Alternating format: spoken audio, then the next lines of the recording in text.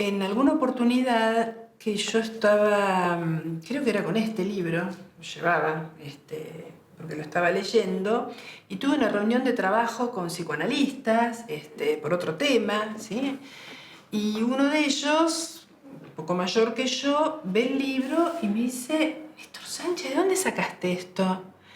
Me dice: mira, yo leí libros de Néstor Sánchez, pero hace como 20 años, y me parecía genial, pero nunca más supe nada de él.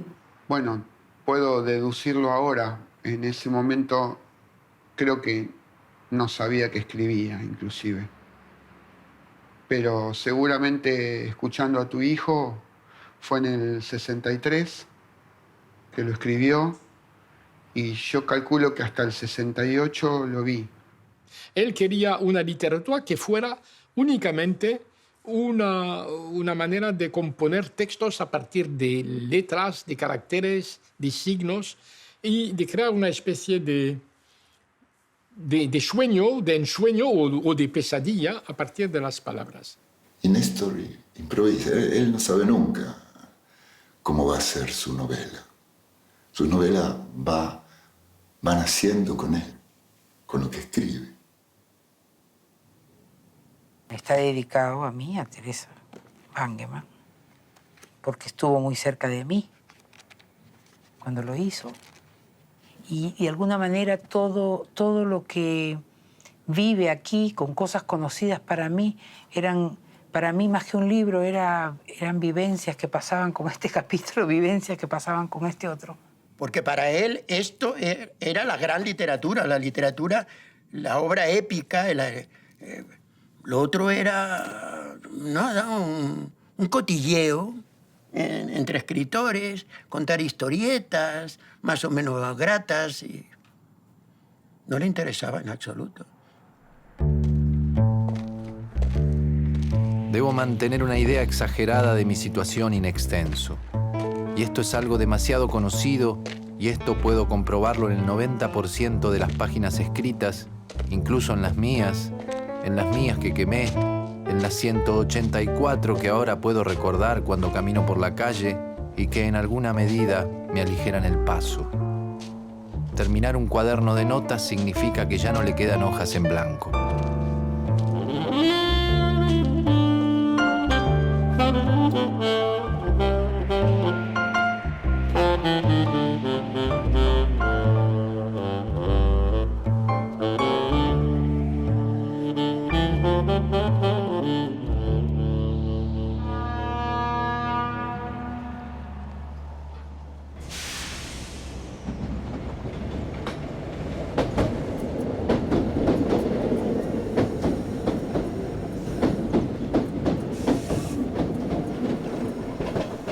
Cuando yo tomé contacto con Néstor, de alguna manera la genialidad de él no estaba presente. Era como algo del pasado. Todo el tiempo que lo atendí, que no fue poco, fueron 10 años, él estuvo compensado. No tuvo en ese tiempo alucinaciones ni delirios. Lo que él cuenta es que él lo nombraba así, un delirio ambulatorio, que tenía que caminar y caminar y caminar, caminar días y noches enteros hasta que quedaba destrozado el calzado, agotado él, sucio en la calle.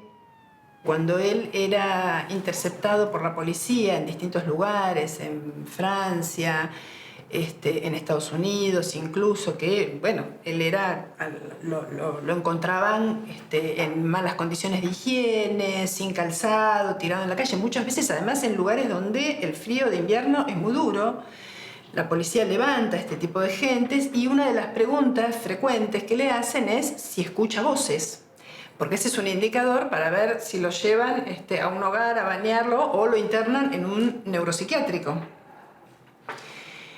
Él era un hombre informado, inteligente. Por lo tanto, si bien escuchaba voces, ante esta pregunta él siempre decía que no, porque no quería que lo internaran y no quería que lo medicaran. Él tenía que deambular y deambular y deambular, y esto le daba un sentido. En algún momento él decide que no quiere seguir llevando ese tipo de vida y que quiere volver a la Argentina. Y entonces, según lo que contó él, tomó contacto con la familia y pidió ayuda para volver.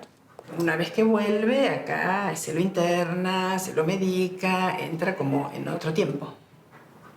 Empezó un tratamiento acá en el año 1993. Él llegaba aproximadamente 1 hora antes y se pasaba recorriendo los pasillos del hospital, los recorría largamente fumando, siempre fumaba cigarrillos negros. Y en ese momento tenía 57 años, casi 60. Hay muchas cosas para contar, ¿no? No es lo mismo cuando un paciente es joven. Lo que era recurrente en él era, yo diría más bien, el sinsentido de la vida. El hecho de que una vez que no pudo escribir más, que él decía que no podía escribir porque se le acabó la épica, que siempre que escribió tenía que ver con alguna cuestión de su vida personal, de su épica personal. Una vez que se le acabó la épica, esta era una frase de él, la vida no tenía sentido. Y una de las cuestiones, paradójico, ¿no? Porque uno puede decir, si la vida no tiene sentido, puede ser que se torne muy larga con los tiempos estimados habituales de vida. Y sin embargo, lo que él decía es que una de las cosas que aumentaba el sinsentido de la vida era lo corta que era. Lo único que hubiera modificado el sentido de la vida, según lo que él decía, era que la vida durara más tiempo. Yo muchas veces le preguntaba, bueno, a ver, ¿cuánto le parece que tendría que durar? Y por lo menos 300 años. Él decía que, dado que él pensaba esto de la vida, la única salida ética era el suicidio. Pero aún así, que él no estaba dispuesto a hacerlo. Falta en 2 oportunidades y no recibo ningún aviso de él, cosa inhabitual. Entonces le pedí al asistente social de la institución que se acercara al domicilio. Tocó timbre, habló con los vecinos y me dijeron que había fallecido en la cama, durmiendo, que había tenido un infarto y que se habían dado cuenta porque, bueno, dejaron de verlo en las salidas habituales que hacía.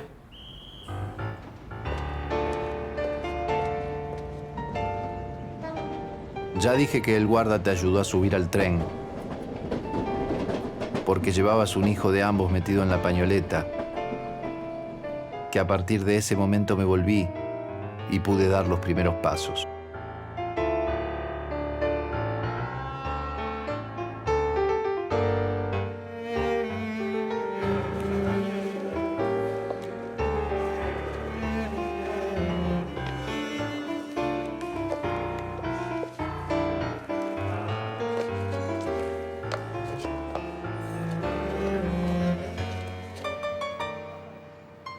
Cuando empecé a investigar la vida de mi padre, supe que se conocieron en salones de baile. Creo que fue el salón del Club Atlanta, que mi madre frecuentaba bailando boogie y tango.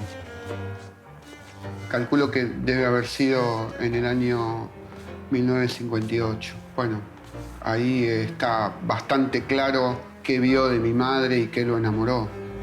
Sus piernas, su manera de bailar.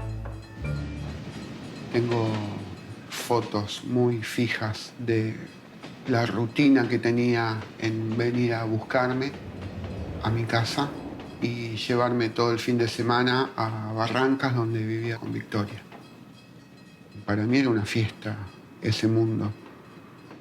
Si lo tengo que describir hoy, sería un mundo hippie, un mundo loco, alocado, de mucha improvisación, mucha libertad,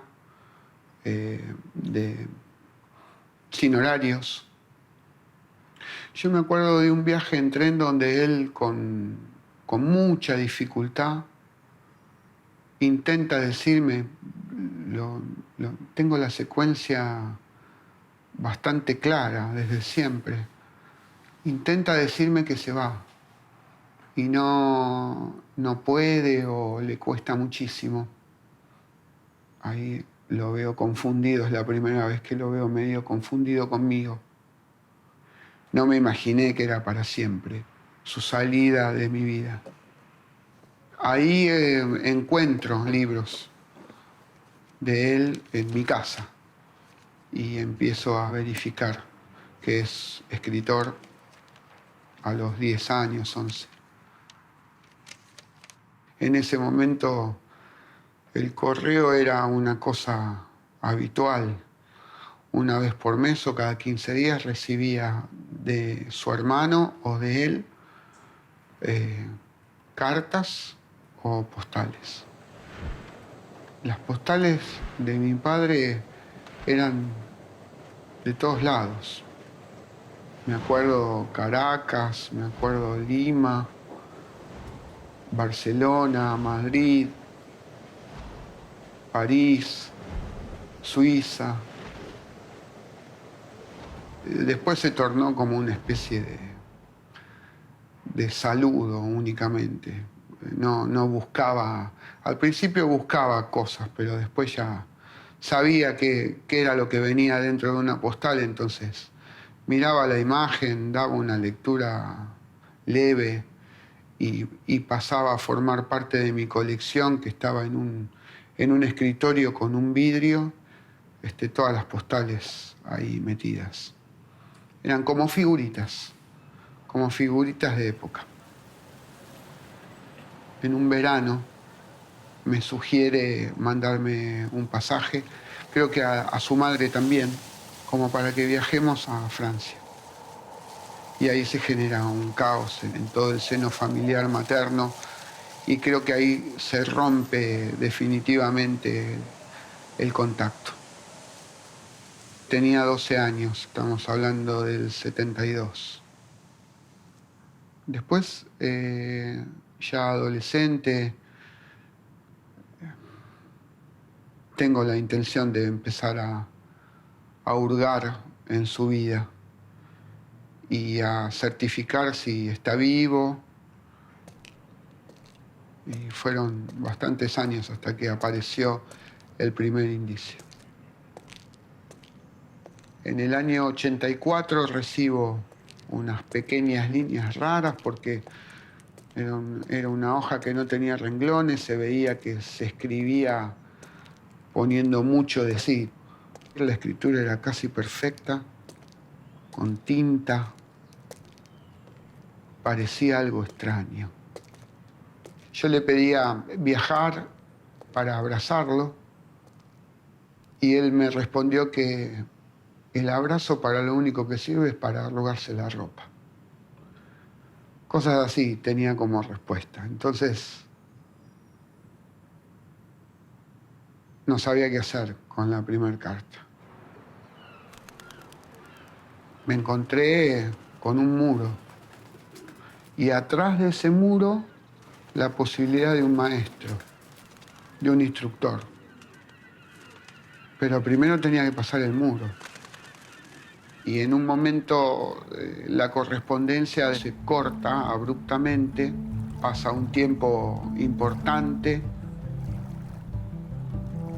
y mi abuela recibe un pedido urgente de pasaje para volver. Era tan poca información y tanta urgencia desesperada que no sabíamos con qué nos íbamos a encontrar en Ezeiza.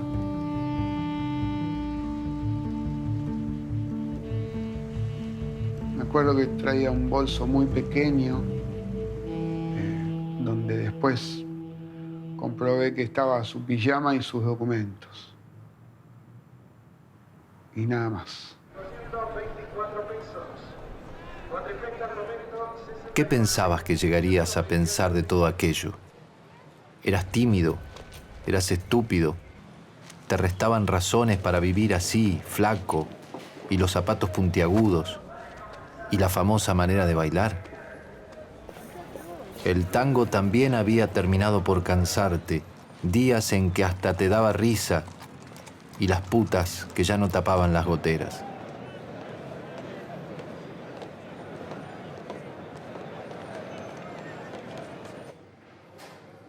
Mi hermano vivía en ese mundo particular, había una diferencia de 8 años entre nosotros. Yo lo seguí en lo que fue sus primeros tiempos, ¿no? Néstor iba a practicar con un grupo de tangueros en Argentina. Juan Carlos Coppi vivía a 100 metros de casa mía, a la vuelta de la manzana. Néstor era un muy buen bailarín de tango y todos hacían rueda para que él bailara, ¿no? Era muy amigo de un famoso tipo que se llamaba Milonguita, un cafillo de los grandes.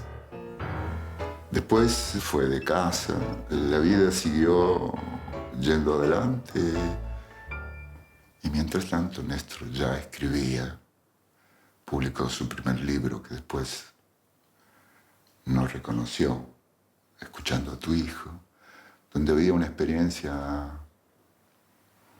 muy, muy centrada a la experiencia de nuestro padre, que había muerto poco tiempo antes, y que creo que fue un elemento fundamental para que a sus 18 años Néstor sintiera que la vida era humo y que la muerte era una tragedia irreparable. Había una actividad en Argentina muy rica, cultural. Nos encontrábamos en el bar El Moderno, que estaba detrás del Instituto Torcuato Di Tella. Y ahí se leía de todo.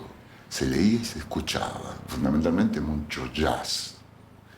Y en esa época Néstor escribe Nosotros Dos, que tuvo un gran suceso, fue bestseller por mucho tiempo de Primera Plana, que era la revista de Eloy Martínez, ¿no? Y que además esa sudamericana publicó esa novela porque hubo una carta de Cortázar desde París. Gracias a eso creo que salió la primera novela. Después él escribió Siberia Blues. Hay una cosa que es muy importante, que le ha determinado su manera de escribir, su encuentro con el jazz. Y el jazz es improvisación. Para él, la literatura es fundamentalmente un acto de libertad total. Después yo me fui a Italia y él se fue también a Perú. Y en el Perú él dice que encontró el trabajo o que tuvo su primera aproximación con la escuela de la Cuarta Vía de Gurdjieff. Cuando volvió a la Argentina escribió El amor, el Osiris y la muerte. Pero la angustia ya le estaba creciendo profundamente y seguía un instructor de la escuela Gurdjieff en Buenos Aires. Y le llegó la posibilidad de tener una beca en Estados Unidos y le recomendaron que la aceptara y él fue a Iowa, creo que era. Pero no aguantó esa experiencia, no terminó la beca, se fue a Venezuela y en Venezuela se casó con Teresa, que era la hija de su instructor de la escuela Gurdjieff en el Perú. Y en realidad la búsqueda de Néstor en el esoterismo, como lo quieran llamar, es la búsqueda de una posibilidad de superar esta precariedad de la vida y trascender. Y esta idea que lo persigue y que lo lleva a una cantidad de experiencias con el cuarto camino, el aumento de la conciencia, el hecho de definir lo que es el sufrimiento inútil y lo que es el sufrimiento para una posibilidad de desarrollo, lo que es la idea de una conciencia permanente y de un yo permanente. gira un poco por Europa, encuentra a Michel de Salzman y comienza con él una relación de aprendiz-instructor. Y después decide irse a Estados Unidos. Y ahí vive una experiencia escalofriante. Vuelve a Argentina, escribe el último libro de cuentos donde está el diario de Manhattan.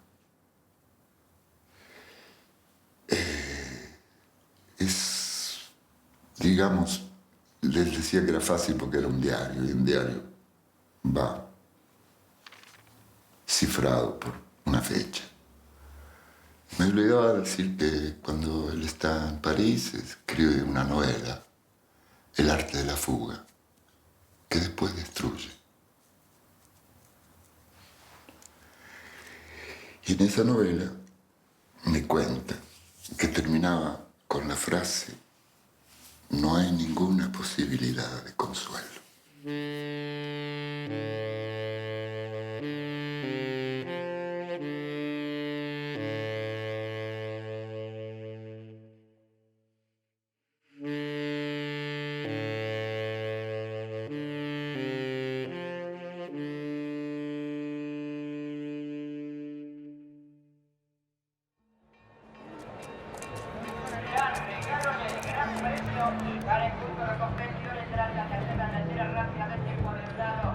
Por primera vez, una carrera encerrado en el tumulto, y ni siquiera imaginarse cómo había sido posible vivir tanto tiempo lejos de un final, lejos de la enormidad de un final.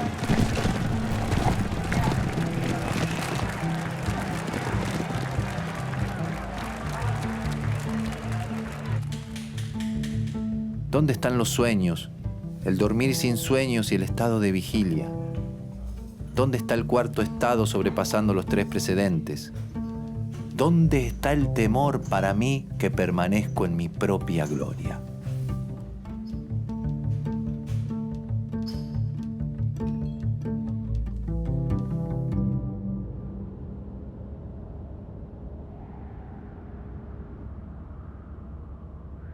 Yo me voy a Venezuela y ahí estaba Néstor, que estaba de visita, que había dejado Iowa, de la beca esa que había tenido, entonces ahí lo conocí. Creo que ese día lo que más me impresionó fue un mundo que no tenía nada que ver con el mío, que era la literatura, la poesía. Y eso me deslumbró de alguna manera. Y conseguimos una casa ahí en El Hatillo, muy bonita, esas de pueblo antiguas, Casa Blanca, y empezamos a vivir juntos. Tenía 22 años. Y él tenía 12 años más que yo. Nos hemos quedado, no mucho, pero yo sé que yo me fui de ahí embarazada, de Venezuela. Y entonces decidimos ir a buscar las fuentes del trabajo, de los grupos. Su carácter era entusiasta, con mucha vida, intenso.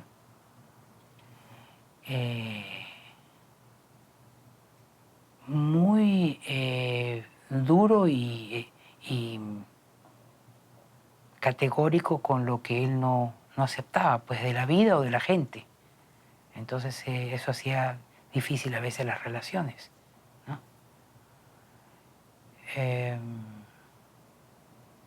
Era cariñoso.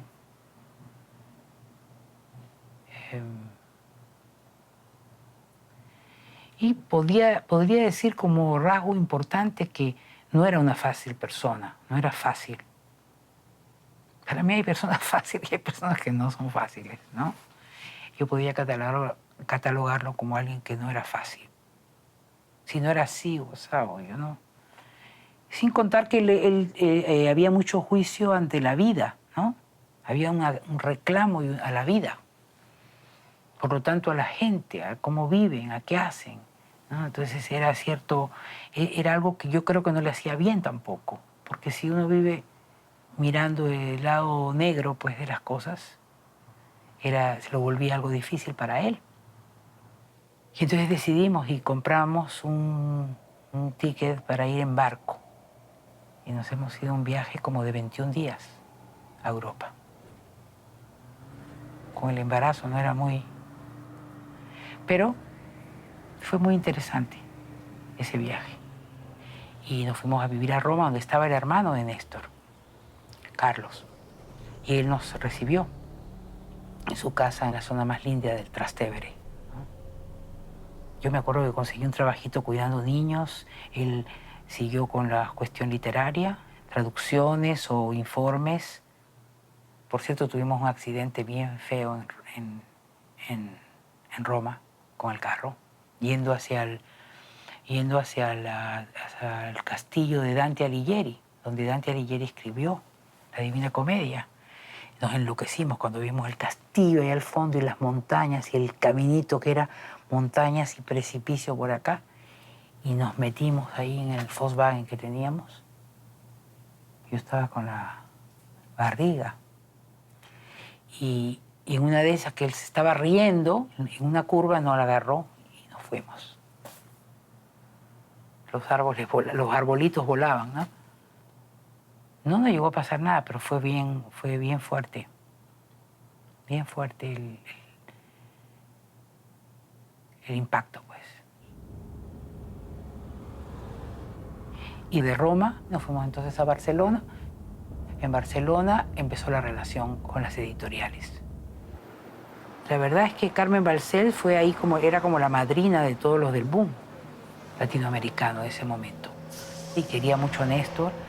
De hecho, llega a Seix Barral y en Seix Barral le ofrecen la publicación de todos los libros y él dice que está escribiendo algo más, porque además necesitaba trabajo, ¿no? Y entonces se lo agarran al vuelo y le dicen, bueno, pero te pagamos para que lo termines lo que estás escribiendo. Y entonces él se arma, se pone todas las pilas y empieza a darle forma a Cómico de la Lengua. Trabajaba muchísimo, sobre todo en la noche. Yo vivía agotada porque él trabajaba en la noche y tenía después la niña que nació, ¿no? Yo no lo conocía escribiendo, pero eso era un delirio, ¿no? Porque él era un poco delirante, ¿no? La vida que le creaba, lo que podía expresar, lo que podía salir de lo que él sentía, era muy fuerte. Entonces esto tomaba también y escribía y se entusiasmaba, y entonces yo era la oyente muchas veces, sin tener mucha experiencia en literatura, pero yo era la oyente de lo que él acababa de escribir. Él entrega Cómico de la Lengua antes que nos fuéramos de ahí, o sea, de ahí nos hemos ido en el 72, o sea, un año y pico después. Después que muere la niña, decidimos irnos. Faltaba poco para cumplir un año. Bueno, el pasado es el pasado, pero está ahí vivo, ¿no? Impresionante. Nosotros hablamos muy poco de eso, de esa situación. En este aspecto él sí estaba afectado más de lo que él mostraba, ¿no? Como yo lo siento ahora. Porque de ahí entonces de España nos hemos ido a París, ya definitivamente a ver, ya sin la niña, a ver cómo era el trabajo allá, en París.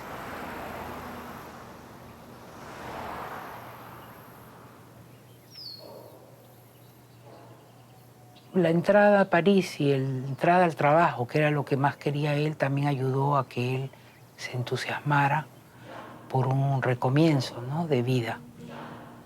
Yo me conecté con la gente que yo conocía allá, Madame de Sassman y su hijo Michel. Y él tenía un anhelo tan fuerte, tan grande en encontrar el sitio, el espacio adentro que lo hiciera comprender quién era él, o para qué estaba aquí, pues. Entonces eso lo hizo sentir que allá había una verdad, ¿no?, en el trabajo. Y había muchos ejercicios que corresponden a la escuela del Cuarto Camino, de búsqueda. y lo hacíamos siempre de 1 hora por lo menos, y después hacíamos 1 hora y media de movimientos. Pero también se trabajaba en la vida, o sea, ir con una pregunta, por ejemplo, y no soltar la pregunta. Eso lo hacíamos como juego nosotros por todo París.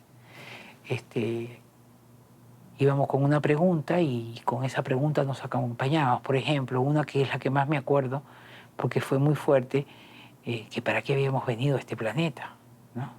Habré venido para esto que estoy haciendo ahora, o sea, lo que estoy diciendo incluso ahora en este momento, ¿no? Habré venido para eso, ¿no? Entonces rápidamente las respuestas que aparecían casi siempre eran que no, que yo no pude haber venido para eso, ¿no? Y entonces iban como apareciendo en las múltiples respuestas que nunca se aceptaban como finales, aparecían puertas que se abrían respecto a otras cosas, ¿no? Porque antes era como que él sabía. El no saber de pronto fue algo muy importante. El reconocer de lo que uno no sabe y lo que deduce, ¿no? De acuerdo a tu vida, o tu vidita, o tu historia, ¿no? Todo eso se empieza a abrir para él. Entonces eso lo hizo sentir que allá había una verdad, ¿no? Ya estaban todos los libros publicados, incluido Cómico de la Lengua. Y ahí, en París, el contacto ha sido con Cortázar, ¿no? Y empezó una relación, pero muchas veces se veían ellos solos, que yo no he estado. Ambos provocaban uno al otro situaciones de jolgorio, ¿no? Casi siempre relacionado con la poesía, la literatura. Pero había un aprecio, se veía un gran aprecio de parte de Julio a Néstor, un gran reconocimiento. Bueno, ahí también era difícil porque no había una entrada fija que teníamos ninguno de los dos. Entonces, Igné, la esposa de Julio, lo adoptó, digamos, lo incluyó en trabajos en Gallimard, sin contar que decidieron traducirle 2 de las novelas, la primera y la última, Nosotros dos y Cómico de la Lengua. Pero, claro, conforme pasaba el tiempo, la vida tampoco era fácil para nosotros como pareja, porque él tenía ciertas costumbres y hábitos con el trago, por ejemplo. Entonces, una de las veces yo dije, bueno, se acabó. Pero yo siempre me arrepentía porque yo sentía que Néstor era una persona que valía la pena apostar por él, ¿no? Entonces tuvo crisis fuertes en algunos momentos. Ya él en París no está escribiendo. Y él mismo era como que se estaba dando cuenta, por las expresiones que hizo muchas veces, se estaba dando cuenta que se le estaba cerrando a dónde voy ahora. Que él mismo cerraba el camino de la escritura. Con los 2 últimos libros, con El amor, los Orsines y la muerte, y luego Cómico de la Lengua, era como si estuviera concluyendo un camino, ¿no? Y entonces varias veces digo, ¿y ahora qué? Me acuerdo una vez caminando por París diciendo, bueno, lo único que me queda escribir ahora es El loco, me dijo. El loco.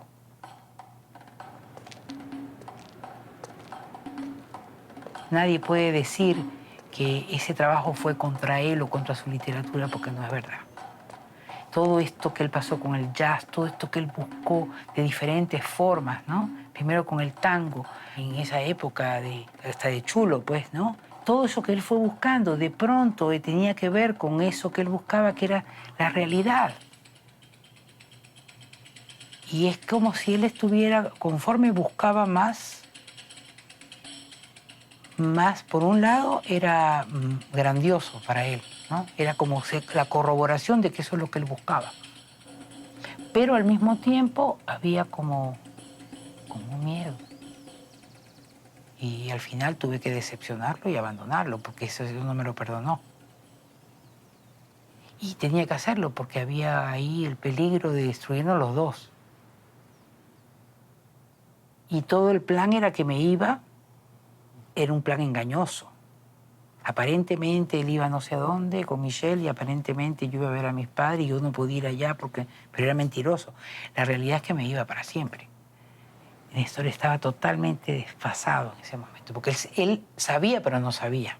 Entonces en un momento dado nos dimos cuenta que nos íbamos a separar y que no nos íbamos a ver más. Es como si nos hubiera tocado al mismo tiempo una situación. Y entonces tratamos de acercarnos para despedirnos.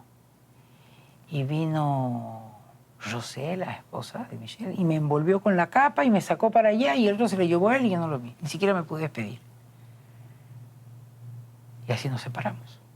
Pero era la única forma de poder separarnos.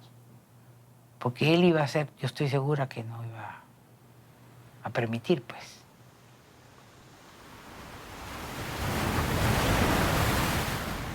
Moctezuma manda mensajeros a Huemac, dado que quiere terminar de una buena vez. Decidió morir. No soporta. Y Huemac le aconseja ayuno, y después de 24 días de ayuno, Moctezuma va a esconderse en una isla insignificante, donde su terror aumenta porque a toda costa quiere saber lo que debe llegar. Y entonces deja la isla y el ayuno, y convoca a los hechiceros exigiendo la revelación inmediata. Y al no obtener respuesta los envía a la muerte junto con los astrólogos acusados de traición por no haber leído en los signos del cielo, y ordena que toda persona que soñara lo que fuese debía presentarse de inmediato ante él a relatarlo, y al no obtener nada de esas decenas de miles de sueños nocturnos, hace matar a todo el mundo, es decir, se queda sin presagios, sin astrólogos, se queda sin sueños, sin magos.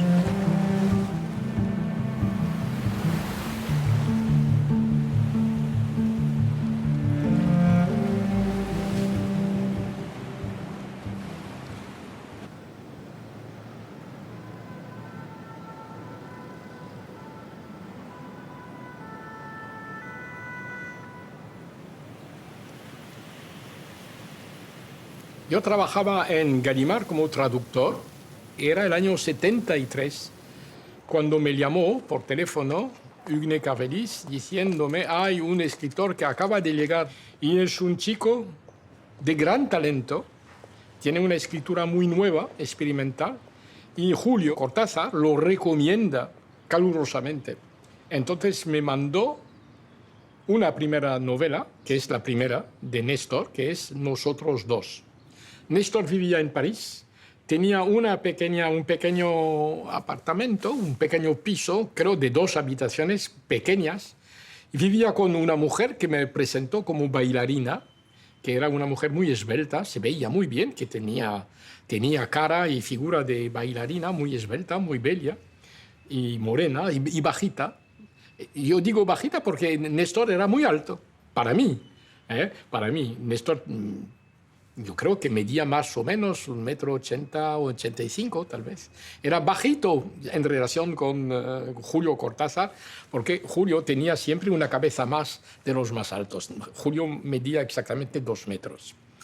Era un fenómeno, ¿no? Con las manos enormes. Entonces, Néstor era un hombre muy fino, alto,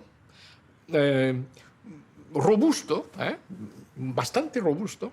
Tenía el pelo negro, pero la tez pálida. La tez pálida era blanco, totalmente blanco. Y sobre todo, era un hombre muy tímido, muy retraído. No hablaba mucho. Y entonces trabajábamos mucho y me acuerdo muy bien que le hacía muchas preguntas y todo quedaba en el aire.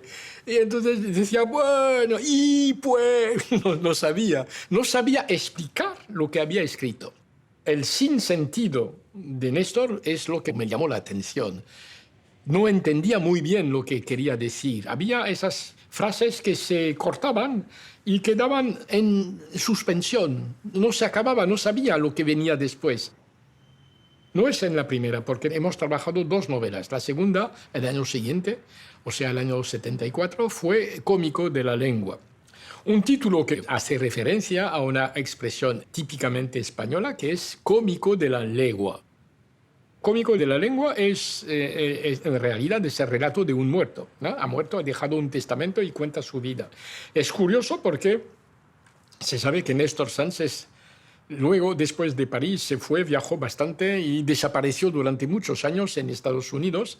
Y la gente lo creía, sus amigos lo creían muerto, hasta tal punto que le rindieron homenaje en Buenos Aires. Y un día, pues, reapareció Néstor, venía de Nueva York, creo. Y bueno, muy vivo. En todos mis viajes a París escuchábamos música.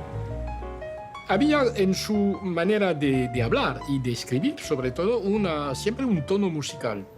Entonces yo leía mi traducción y la discutíamos, influenciado por el mate que abusivamente hemos bebido siempre. El texto aparecía tan difícil en francés como lo es o lo fue en español. Entonces, después de leer mi traducción, me envió una carta muy breve donde decía: merci por ton courage, gracias por tu coraje, por tu valor. Y lo había escrito en francés. Un día me fui a animar una mesa redonda sobre la traducción de los clásicos franceses en español. Entonces tuve que cotejar dos traducciones de Mort à crédit, Muerte a crédito. Una era de un chico de Barcelona, en español, la traducción fue publicada en Barcelona, y la otra era de Néstor Sánchez. Entonces yo me quedé pasmado. ¿Cómo Néstor? No sabía que era traductor. En Néstor Sánchez, la meta es la literatura y la materia es la vida, pero la existencia no es nada. Lo que cuenta para él son las palabras escritas. Yo creo que lo que caracteriza a este estilo es el vértigo. Hay el vértigo de los personajes, el vértigo de la muerte también, y el vértigo del estilo, en el que hay como una especie de balbuceo constante. No llega a la formulación, no quiere llegar o no puede llegar a la formulación exacta de las palabras. Y entonces hay este balbuceo, esta vacilación, y que da el vértigo. No se sabe nunca exactamente dónde está el punto racional, el punto de la verdad de la palabra. Bueno, las palabras no son como mariposas pinchadas, ¿no? No, escapan siempre. Eso es.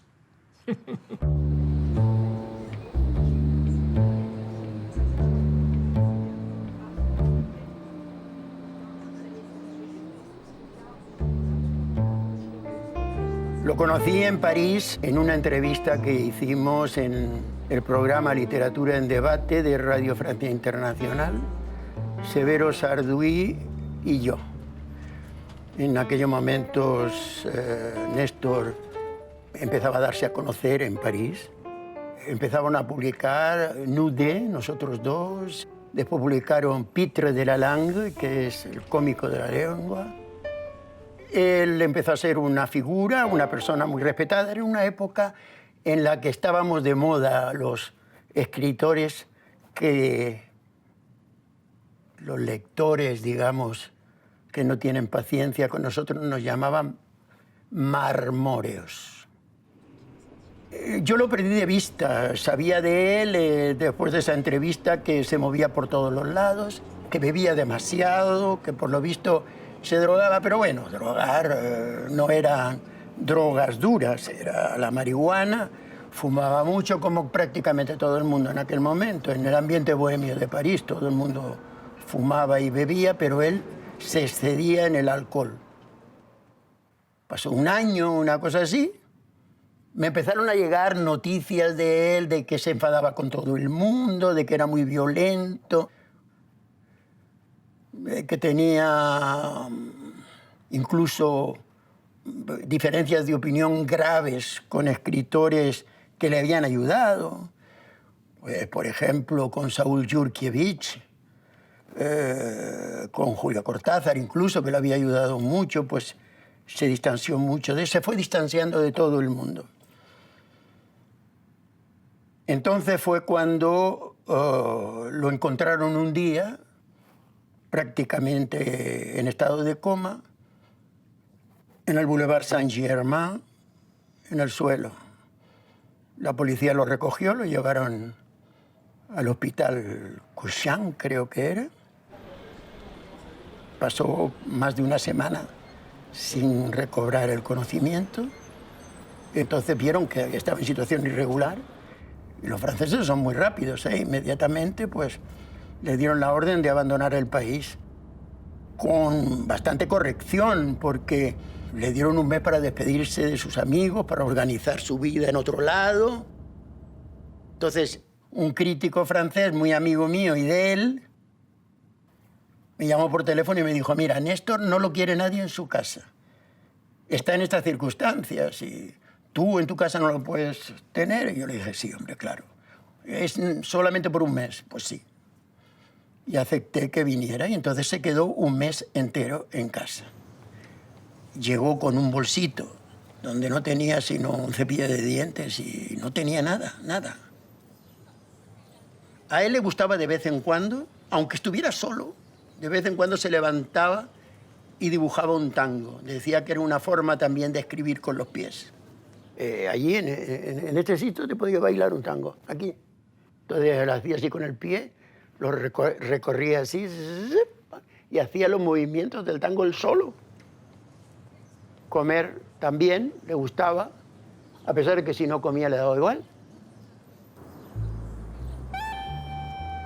Le gustaba mucho estar en silencio y estábamos en silencio mucho rato. Pasear, en el sentido eso, no de un paseo normal y corriente, sino de un paseo meditativo y hablar de todo lo divino y lo humano.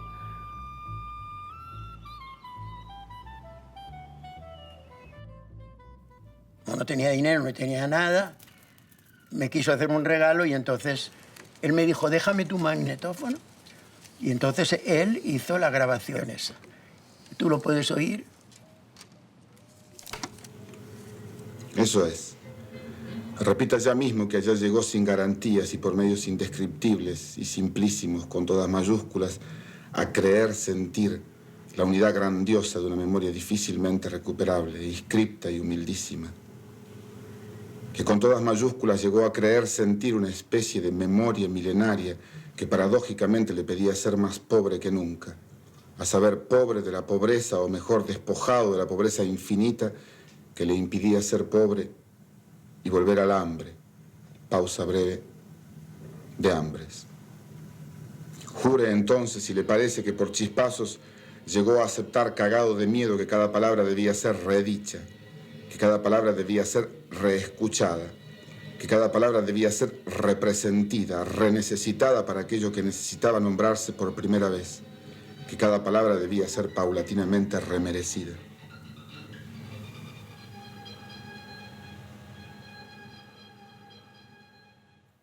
Él tenía su manía por las enseñanzas de Gurdjieff, ¿no? Entonces, de pronto, un día me dijo, yo sé quién eres tú, Emilio, no te estés ocultando. Yo le dije, bueno, ¿y quién soy yo? Yo soy Emilio, tu amigo. No, tú eres Gurdjieff. Tú eres una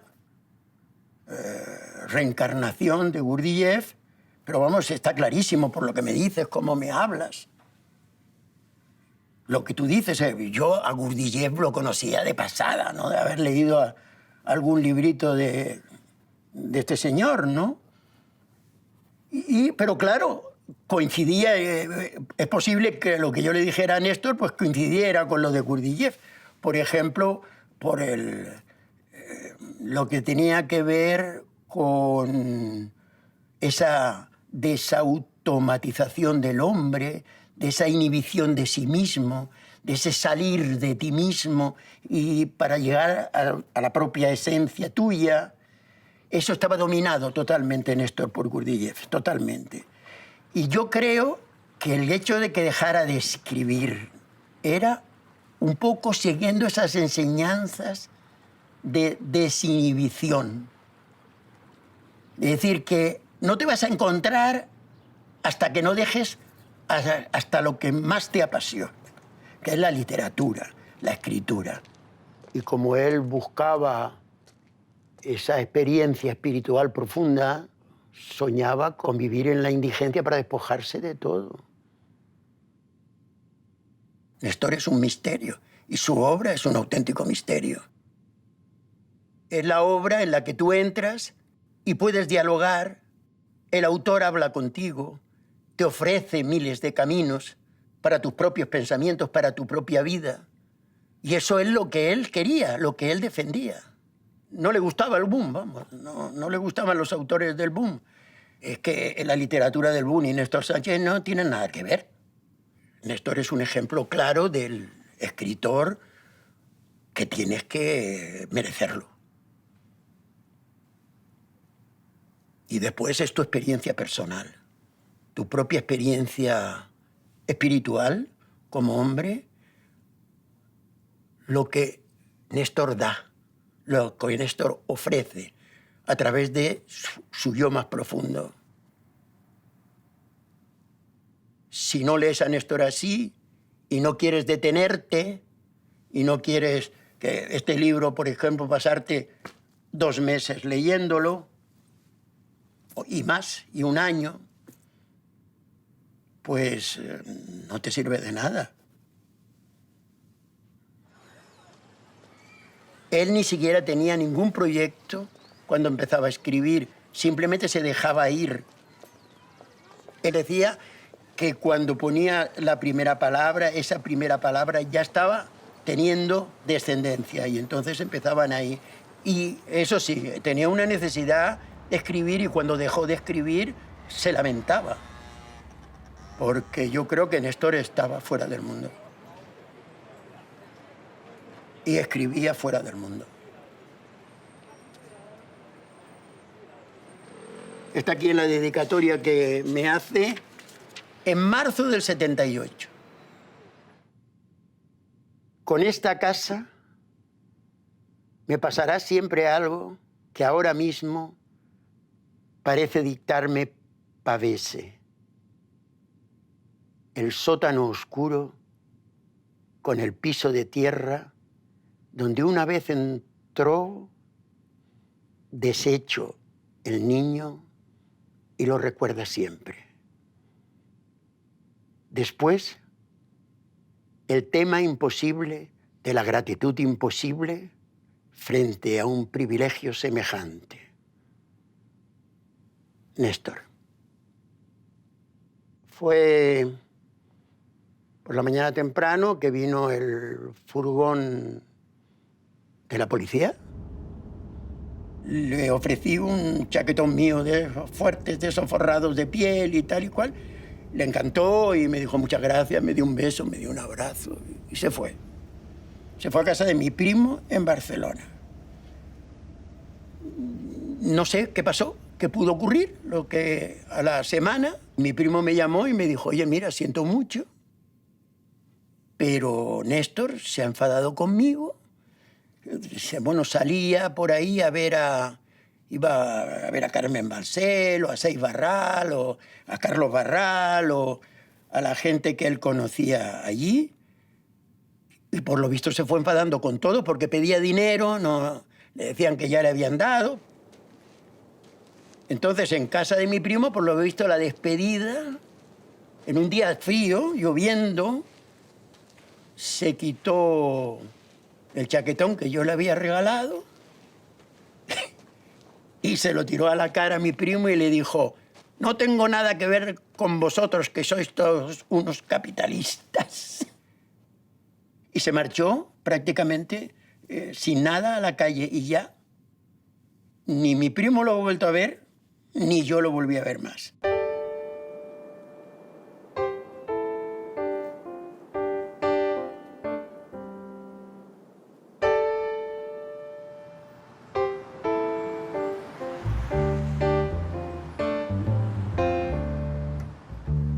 La elocuencia íntima, sobradamente íntima, de un año que termina en la vicisitud constante entre comprensión y penumbra.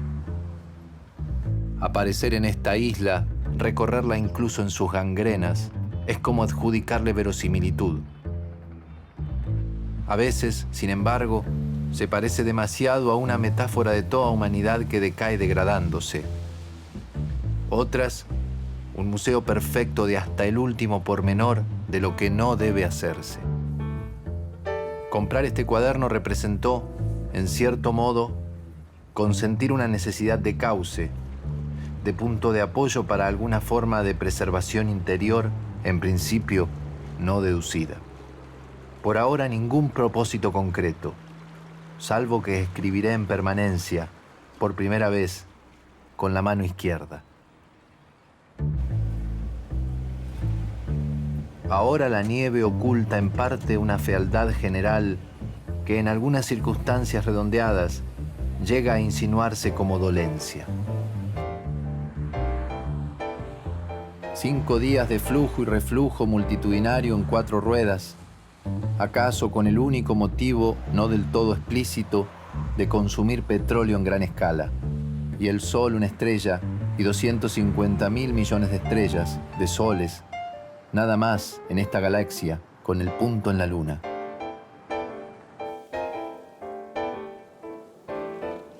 Central Park exotiza en su alarde psiquiátrico.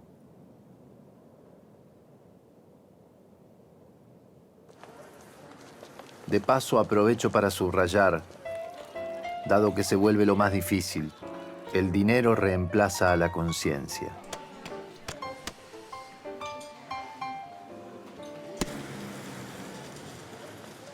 Frío demasiado intenso después de tanta nieve. De preferencia no al lamento. Cito en la resonancia significativa. Y si un imbécil se ríe es porque es el Tao. Muy de a poco fui siendo, se diría, cautivado, sobre todo al andar por las noches. El downtown huele un poco a mafia protectiva de segundo orden. Se escucha con mucha frecuencia un italiano sectario, ramplón, hasta que de improviso vuelve a surgir la bestia de mirada transparente, hacedora de Américas. Paralela, la ampulosidad semi-snob de la semicultura semisubterránea. Peste berreta.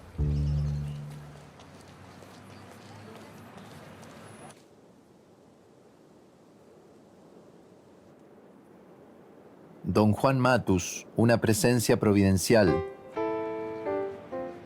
Su guerrero impecable entre lo absolutamente mejor de este siglo. Otra vez la tentación en cuanto a la conducta iluminada en la marginalidad sin transigencia. En lo que concierne a toda la tarde de ayer, leyéndolo de cara al Hudson, al solcito, nada más apropiado que lo impuesto por la memoria, en un entreacto. Y respiré un poco del aire incorruptible.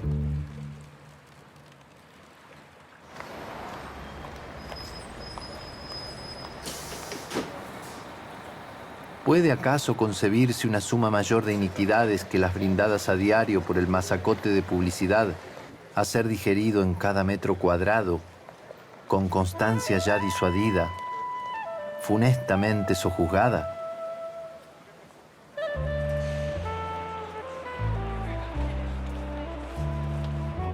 La motricidad del americano medio, marcado a fuego por la alimentación artificial y un deporte de violencia y crueldad sin límites, ha perdido todo atisbo sensitivo. En su rudeza de base, en su guaranguería, se delata la presión del furor egoísta que signa la vida comunitaria. El sexo, en su nivel animal más bajo, participa en aniquilarles la emoción. Escarnecen las librerías con su iluminismo misérrimo. Toneladas de papel impreso nada más al servicio de la atrofia del discernimiento colectivo. Cantidad en lugar de calidad. El como sí. Olor a tinta ácida. Libros huecos. Sin peso. Ni siquiera el cuidado relativo de la edición para atemperar en algo lo epidérmico. Y en cada local la evidencia ominosa, funesta, de un psiquismo que se autosugestiona y adquiere en complicidad. Fui a Harlem. Dormí en Harlem. La fábula consabida de repudio al blanco se acartonó. Como todo aquí ha tendido a perder autenticidad. El rechazo es grande, pero la manera de vivir, y muy en especial la suma de aberraciones, es la misma. Imposible, claro, no pensar en el jazz. Fue reemplazado por la brutalidad eléctrica con sistema de parlantes. Me protegí por un rato en la naturaleza helada de Central Park.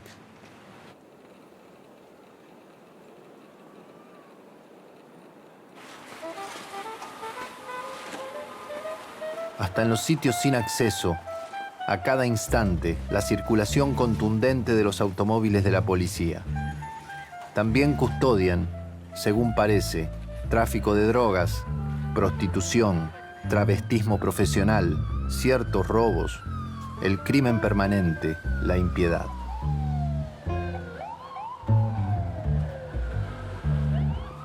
Conquisté un par de guantes de lana.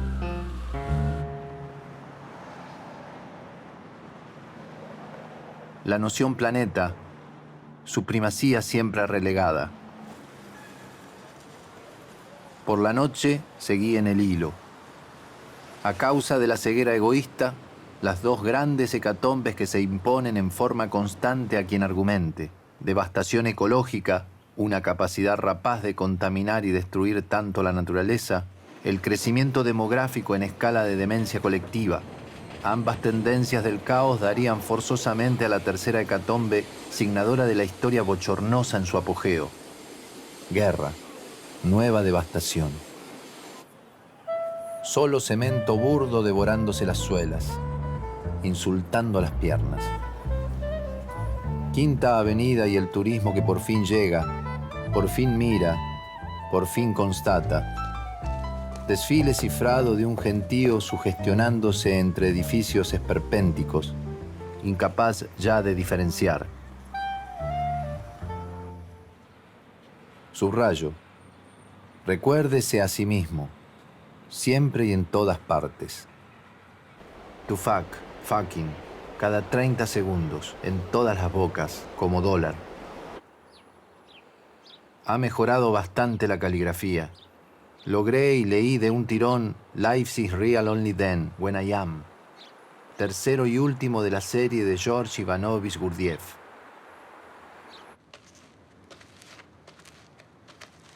El sol sucio ayer contra la nieve seca y sucia durante el largo mediodía, y todo ese espeluznamiento, si se quiere, repentino de ausencias. Me autoricé releer sinuoso, de un saque. Ahora creo que hasta admití admitiéndome, por un rato, sin vacilaciones ni atajos, los pies helados.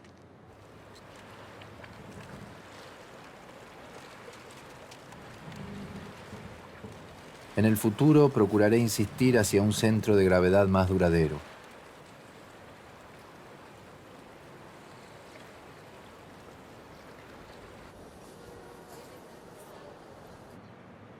Nieva sin sosiego desde hace más de una semana.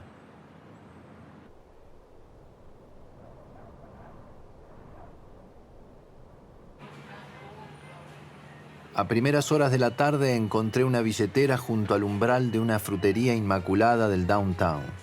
370 y pico de dólares, más un cheque con el que no intentaré. De nuevo obligado a razonar. Providencia. Se reimpuso la sospecha de partida próxima.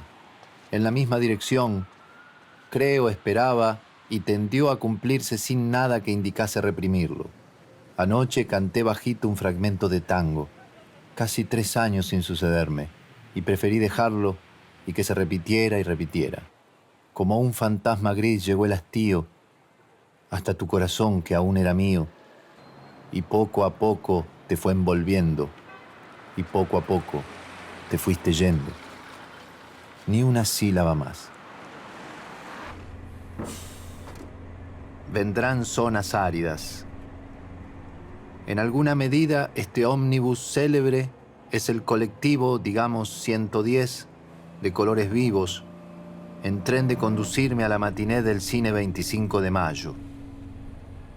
El centro de gravedad futuro será, en las entrañas, admitir lo inadmisible, tanto en la nieve como en el mar, tanto en la comprensión como en la penumbra.